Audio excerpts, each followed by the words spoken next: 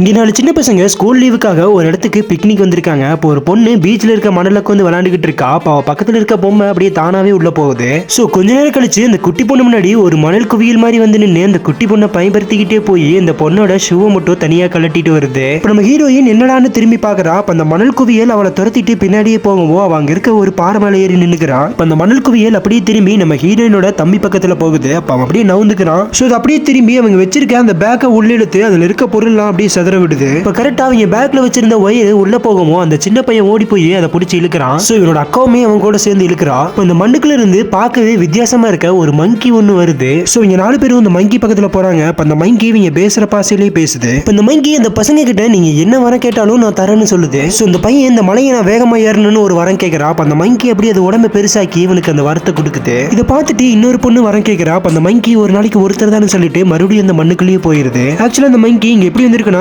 Yesterday இந்த பொண்ணு ஒரு லைப்ரரியில இருக்க ஒரு மேஜிக் புக்கை படிச்சிருப்பா. சோ இது படிச்சனால தான் இது எல்லாமே நடக்குது.